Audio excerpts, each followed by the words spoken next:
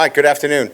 Practice one, we try to split it up 9 periods inside, just for acclimatization purposes, and keep the volume intensity as we ramp up here in camp. And then, our guys, trained outside all summer, so we were very confident in their ability to go back outside and, acclimatize, which they did, and got some good teamwork, 7-on-7. You guys were there for it, guys and gals. Good work today. I thought, the realistic expectation is that, there's a number of veterans back here that, they're able to, recognize and understand the way to prepare, in relative terms, practice, right? The way I wanted practice to go last year at this time, we were teaching them how to practice. So, there should be that expectation that, you come into practice one that guys know how to do the things that you expect to prepare the right way, and I think by and large that happened today. And then there's some young guys that are trying to figure it out, stay up, don't pull a teammate down on the ground, run out, keep your helmet on, pay attention to detail, all those things, but that will come. That's part of our job in teaching, and making sure that it's getting done the right way. Protocols, procedures, I know we listed those to you relative to practice. We're opening up, another additional practice to you. I think we're going to have 10 access points for you in practice. That should give you a lot of chances to evaluate and put the starting lineups together, both offense, defense. Make sure you email me once you guys put that together, so I'm in the loop. And then, we'll be transparent with injuries. We thought it was important, given the nature of what's going on today, out there relative to reporting and gaming, that we wanted to make sure that we were transparent with injuries, not putting any pressure on anybody here to guess who's in, who's out. So we came up with a protocol and procedure that's similar to what the NFL does relative to reporting injuries. So we'll do that twice during the week, so you have a good sense of who's in what state. And then, we get to Saturday, if somebody was doubtful, we'll give you available or unavailable. The only caveat would be if somebody gets sick, we'll give you a sickness update as well. So those are some of the, guide rails relative to what we're doing, this camp. Obviously, the recent news is the health concern of Coach Lindsey. He is obviously, I'll stand by the statement that we released, and we'll stick with that. But we had to make some changes for hopefully just the immediate here. And that is that John Jancic, who was our special teams and outside linebacker coach, will move to the defensive line position. And then Bob Diaco, who is a senior analyst for us, will take over special teams and the outside linebacker position. Both of these are trusted and valued coaches that have had opportunities to work with me at multiple stops along my career, so I know them well. And will do an outstanding job for us in the preparation of our players going through camp. So, our thoughts and prayers are with the Lindsey family. So, with that, we'll open it up to questions. Brian, here over here. Wilson Hunter, the Advocate. Do you have a timeline? And Wilson, congratulations on the ESPN award, well deserved. It just means that you're young, and we're all envious. Great work and congratulations. Thank you, Brian. Do you have any timeline or expected timeline about Jimmy, when he might be back with the team? Really don't. It's really in medical hands at this point, and we're trying to stay updated. We'll probably get another update sometime today. Coach, during the one-on-one drills on the indoor, looked like the receivers are really getting the better of the secondary, I guess. Just what do you see as far as that battle? Is that typical for one-on-one drills? Because there's no pass rush, and really, it's a really good takeoff question for us to really kind of, when we observe these drills, we talk to the defensive backs about the deficit that they have in this particular drill, so they don't get frustrated. because there is no pass rush, there is no clock, right? They're playing man-to-man on a field that's 53 and a third by 120, right? They have the whole field, and the receiver can do whatever he wants out there. So it's so important that they understand that the drill is really about their technique. It's not about a winner or a loser in that drill. So it's so important that technique is at the front of their mindset when they go into that drill. So we're really looking at that more than anything else. And the first couple of drill reps, we had safeties that had their eyes on the quarterback. You certainly can't do that in a one-on-one drill. It becomes a man-to-man drill. And so you're teaching that along the way. So the observations are right, but in the way you have to look at it is a slanted drill for the offense, and it's really built on the technique for the defense. Coach, right here, Dylan Sanders, 24/7. The young guys at tight end seem to be doing a lot. What can you say about Markway and Pimpton and using their athleticism? Yeah, I mean, you see Pimpton out there. He's a big body guy that has soft hands. Was my first, glimpse at him out there. And, he's certainly, if you watch tempo, he had a hard time getting lined up. But that's on us. We got to figure out how to get him lined up, maybe just put him in one position and go, because he certainly has the tools. And that's kind of what we thought. And he's much bigger. He's up to about 245 pounds already. When he got onto campus, he was, I think, 222. So he's done a great job of taking care of himself and doing the right things in nutrition. So, yeah, he looks good, and Markway's moving much better. He's leaned up, much more agile, because he's a big body guy that can help us. I think we've really built the depth there at the tight end position that we needed around Taylor. So I think it's going to be a good group. Hey, Coach, here in the back, you talked about how much the team knows how to practice as opposed to a year ago. Are you excited about how much improvement you can make, how productive you can be in the next month leading into Florida State than, say, a year ago?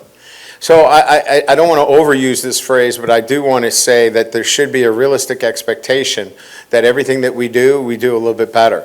Does that mean we're going to win every game we play? I'd like to, but I think that you have to have a realistic expectation that the work that we did last year, we should be able to build upon. So in all of the questions that are asked, I would say to you that we go in with the same kind of realistic expectation that we should be making some kind of incremental jump in certain areas. Does it mean you go from 1 to 10? No, but I think you can go from 1 to 3. Can you go to 8 to 10? Yeah, I think in those, those are what I'm saying are the realistic expectations across the board for every player. So they should be making those jumps. Freshmen, I think we have to be more patient. We've obviously got to teach more. But I guess that's how I feel about everything that we're doing on a day-to-day basis.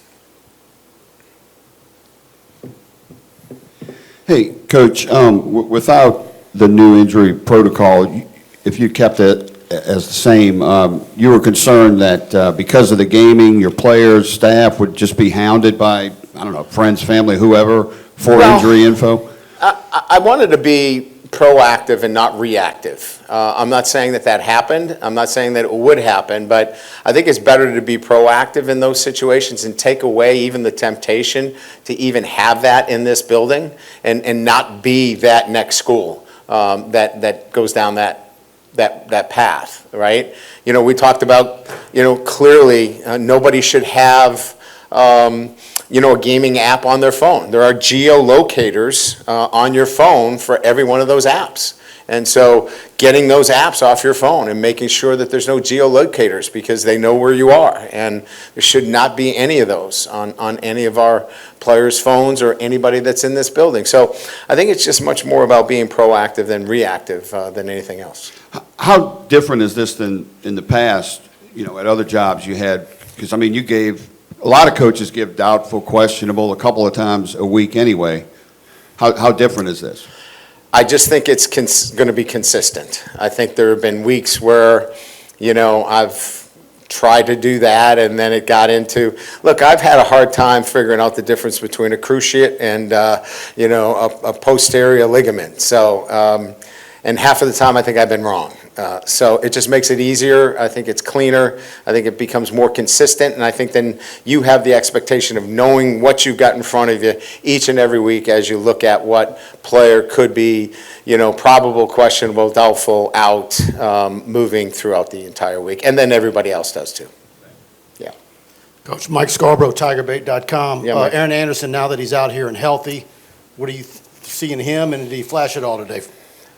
Yeah, I mean, we didn't do a lot with him, it was mostly, running him out of the slot receiver. I think there's going to be a lot more to see from him, as we continue to build the offense. I think you'll see him involved in touching the ball in other areas as well, from the backfield. I think you'll see him in the special teams game. So today was the first glimpse. Obviously, he's got speed, explosiveness. He's kind of what we thought he would be. Our strength coaches really liked his work ethic, very strong in the weight room. So I would say that I think we've just scratched the surface in terms of what we can do with him. Hey, Coach, over here, on your left. Matthew Bruni with On3. When you have the versatility of guys that can play nickel and safety, just how does that factor in, and how does that help y'all when y'all figure out, what y'all have back there? Yeah, good question. I think the versatility allows us to play, our three safety look. That three safety look for us allows us to rotate, different guys down into the box depending on what their skill set is, and still give us the kind of, coverage, from top down. That's not a luxury that a lot of teams have, and I think we didn't have that last year. But with, Sam's and certainly, Major Burns healthy and Brooks, it certainly gives us now a lot more versatility with three really good safeties, three SEC caliber players that give us great flexibility. Hey, Coach Kelly, right here in the middle, sir, right here. Hey, when we talked to you at SEC Media Days, it seemed like John Emery Jr. was on track to return to the team. Did something happen within the last month? He had to finish up an internship today. Final. He's in great shape. Thanks for asking the question. He has done everything. He has been fabulous to work with. We're proud of his accomplishments, and he'll be with us tomorrow. But he had to get an internship finished up today, finish that paperwork, get that turned into the registrar's office. And instead of rushing out here, with his shoes untied and kind of running on the field, we just said, take care of it. You've gone this far and worked this hard. Get that taken care of, and that's what he's doing today. That'll give us more running backs. As you saw, we had to mirror drills today. We had double drills. We're gonna actually have to do that again tomorrow, and some of the other things to make sure that we get the appropriate work for everybody. Coach over here. It seems like the competition at center is Charles Turner, Marlon Martinez. How have you seen them progress throughout this past offseason? I think Turner coming back from the injury, right, was something that we were keeping an eye on. I think he's made really good progress there. I think we've been, following that closely, quite frankly. Martinez, got a chance to play a little bit for us last year. We were pleased with his performance play. He needs to continue to work hard on his weight. We want to make sure that, from a weight standpoint, he stays vigilant there. We can't have him get too far outside some of the parameters we put on him, but he's working on it every day. We're going to work. Bordelon's going to still continue to cross train there like he did in the spring, and we've got Deli there as a backup to cross train there, and DJ, one of our freshmen, will now move over to the center position. So I don't know that we're done there in terms of making final decisions. I think we're going to create a little bit more competition there as the weeks unfold. But you're right in your assertions that it's 1-2 there right now, and then I think we're going to probably focus a little bit after the first 6 practices, and then make that a real point of emphasis, the center position, in terms of battling 2 and 3. Coach, you touched a little bit on the running back room, rather crowded, but what did you see from Logan Diggs today? I just watched the technical work that they had going on, and, obviously he's a guy that I know very well, and I know what he's capable of. He's very smooth, he's physical, he's got a great burst, and his ability to stay on the field on all 3 downs. He knows protections, he can catch the ball coming out of the backfield. So, I know him really well. He looked good.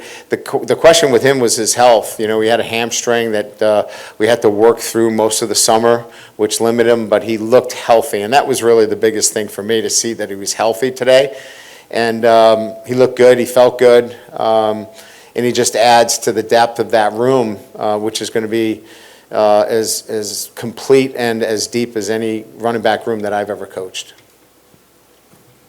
Hey, Coach. Glenn Westco, 247. Just what's the next step of evolution for this offensive line, the starting unit in particular? And now that you have all these guys, the depth, do you guys feel better about the depth that you have across the board on the O-line?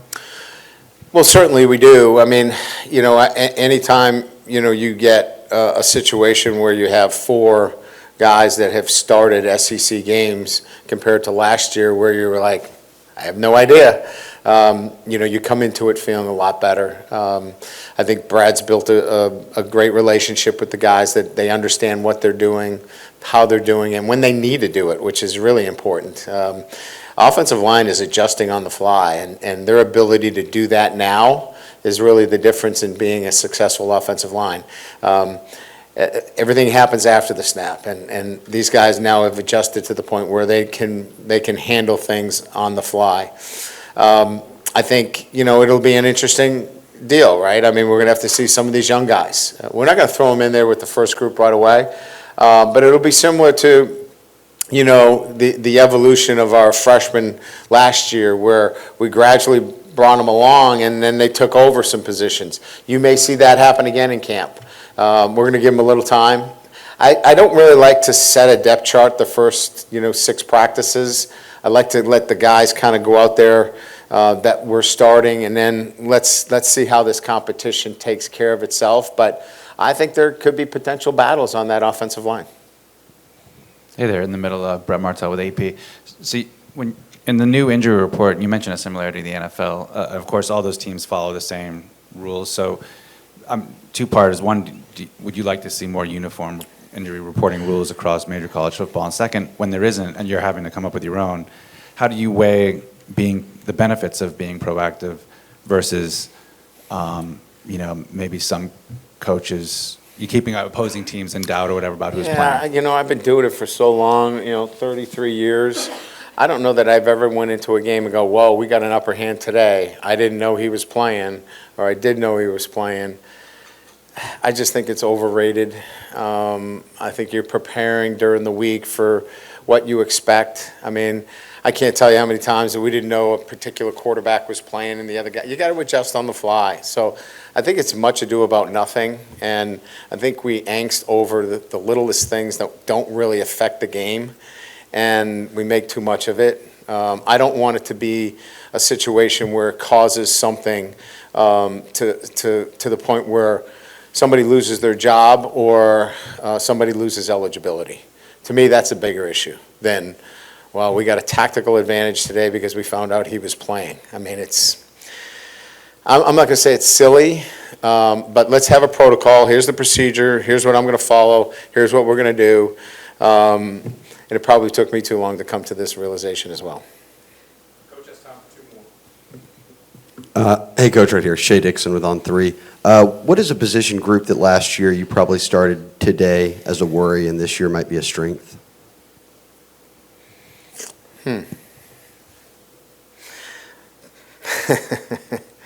They were all a worry last year.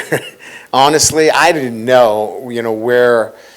I mean, I think if you said to me last year, where's the potential strength, I probably would have said defensive line, right out of the gates, and possibly wide receiver, right? This year, I would say that, strengths would be returning veterans on the offensive unit, like having returners on that side of the ball, and veterans on defense. I think the strength of this unit is returning SEC players, guys that have played football, SEC football, on both sides. So I don't know that there's one particular position where I go, well, that we're just, we're better than everybody. Playing in this league requires more than just athleticism. You have to have the talent, don't get me wrong. But you have to know how to play this game for 4 quarters in the SEC. You have to play it the right way. If you play it the right way for 4 quarters, you can win a lot of games in this league. But you need experience. And I think we have experience, and I think that that's going to be the strength of this football team. Yeah, Brian, right here. The way you use Neighbors in the bowl game, they kind of really open your mind to how much you can expand his role, the different things he can do. Are you saying I had a closed mind? Is that what you're referring to? Maybe so. Yeah. I think, when you get into bowl games, you tend to have a little bit more of that, throw everything at them, kind of mentality. I don't know that you always kind of carry that into the season. I think you kind of go back to who you are and how you want to do things. But let's face it, he's going to be a featured player for us. And we featured him in the bowl game. So does that mean he's going to throw the ball 3 or 4 times? Probably not. But he will be featured differently than he was featured last year. So I think yes and no in answering your question. You're going to see more Malik Neighbors featured in a manner that you didn't see last year. But I don't know that we'll have the kind of repertoire that we had in the Cheez-It Bowl. It was the Cheez-It Bowl, was it? Well, yeah, but I think they added another Cheez-It Bowl, so I don't know if it's still the Cheez-It Bowl. I think there's like Cheez-It Bowl 1 and Cheez-It Bowl 2 now. All right, thank you, appreciate it.